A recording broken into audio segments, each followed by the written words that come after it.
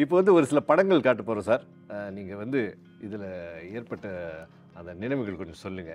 முதலில் இவர்.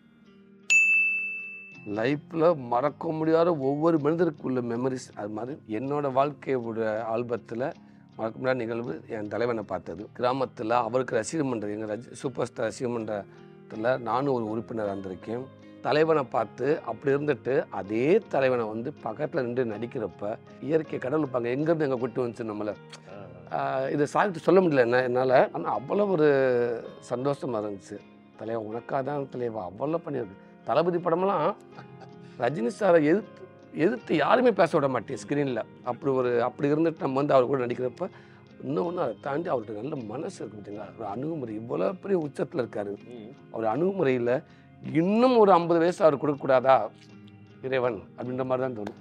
அண்ணன் கூட வந்து வேலாயத்தில் நடிச்சிருக்கேன், ஜில்லாவில் நடிச்சிருக்கேன். சூப்பர் உழைப்பாளி அண்ணன். அதே தான் இன்னைக்கு தகுதியான இடம். இன்னைக்கு அவர் இவ்வளோ இடத்துல இருக்கிறாருன்ற உண்மைக்கு அவருக்கு அந்த தொழில் கொடுக்குற மரியாதை, டெக்னீஷியன் கொடுக்குற மரியாதை, சக நடிகர்கள் கொடுக்குற மரியாதை. இவ்வளோ பெரிய ஒரு ஆக்டர், ஒரு ஹீரோ, அவர் சில இடங்களில் அமைதியாக இருக்கலாம். ஆனால் ஒரு புதுசாக வந்த மாதிரி கண்ட்ரோல் பண்ண முடியாமல் சிரிச்சிருவார். ஃபன் பண்ண முடியாது குழந்தையாக மாதிரி சிரிச்சிருவார் சார்.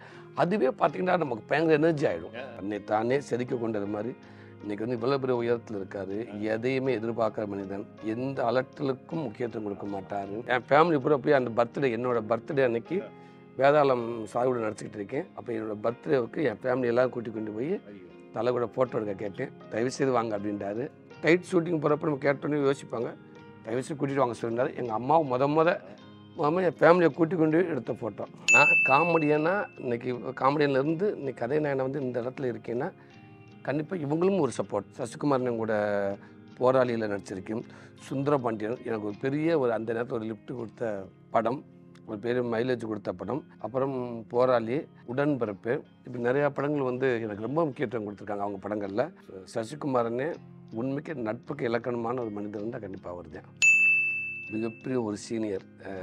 ராஜாக்குள்ள கிராமத்தில் மந்தையில் மண் குமிச்சு அதுக்கு மேலே உட்காந்து நம்ம படம் பார்த்துருப்போம். அந்த மாதிரி இவங்க படங்கள்லாம் நம்ம நிறையா பார்த்துருக்கோம்.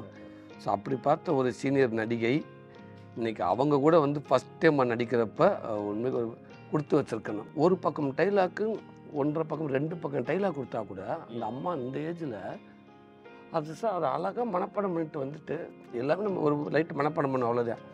கொஞ்சம் நேரம் அப்புறம் வாக் பண்ணுவாங்க, மைண்டில் ஏற்றிக்கிடுவாங்க. ஒரு தடவை சொல்லுங்கன்னு சொல்லுவாங்க, அசோசியேட் டேரக்டர் சொல்லுவார், டேரக்டரில் அசால்ட் அடிச்சுட்டு போயிடுவாங்க. நல்ல ஆக்டர், குட் ஆக்டர். உண்மைக்கு ஐயப்பனா நடிச்சிருப்பார்.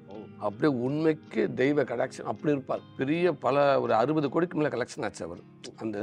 அவர் தமிழுக்கு வந்து ஃபஸ்ட்டு படம் அது இப்படி ஒரு மெயின் ரோல் பண்ணுறப்ப நம்ம படத்தில் அவர் நடிக்கிறது நமக்கு பெருமை. இந்த படத்துக்கு ஒரு பெரிய சப்போர்ட். உண்மைக்கு அண்ணன் அப்படின்னு அதுக்கு பொருத்தமான ஒரு மனிதன் அண்ணன் தான். சமுத்திரக்கணி அண்ணன் படத்துக்குள்ள நடிக்கிறத தாண்டி நான் அப்பப்போ ஃபோன் பண்ணி எப்போவுமே எனக்கு ஒரு சின்ன சோர்வு இருந்தால் கூட ஒரு ஃபோன் பண்ணி அண்ணன்கிட்ட பேசினீங்கன்னா அவர்கிட்ட ஒரு 2 மினிட்ஸ் பேசினா போதும். 2 மினிட்ஸ் பேசினா போதும். ஒரு 1 ஹவர் நம்ம ஓடிக்கிட்டே இருக்கலாம். அப்படி ஒரு எனர்ஜி ஆக்கி விட்டுருவார். உங்கள் முன்னாடி நான் ஒரு கதை நாயனா இங்கே வந்து உட்காந்துருக்கேன்னா அது காரணம் வெற்றிமாறன். மிக கடின உழைப்பாளி. சோசியல் விஷயத்தில் ரொம்ப ஒரு பொறுப்பானவர். தான் படம் மூலமாகவும் நல்ல விஷயங்கள் சொல்லணும்னு நினைக்கிற இயக்குநர்களில் அண்ணனும் ஒருத்தர். இந்த சீனை மறக்கவே முடியாத சீன். ஆமாம், இது அப்படி இருக்கும். இதை சமீபத்தில் ஒரு கேள்வியாகவே கேட்டாங்க. இந்த சீனில் போயிட்டுருக்கப்ப சொல்லுவாங்க, டக்குன்னு எஸ்கே சொல்லாப்பில் கொடி சொல்கிறா அப்படின்னாப்புல. அப்போ இதெல்லாம் நான் சொன்ன சிரிச்சிருவாங்கப்பா அப்படின்னு சொன்னோம். இன்றைக்கி அதே டைலாக் நம்ம பேசுகிறோம், சிரிக்காமல் தான் கேட்குறாங்க. இந்த கதை நாயகனா நான் ஆன உடனே அதிகமாக சந்தோஷப்பட்டவங்களில் என் தம்பி ஒரு ஆள்.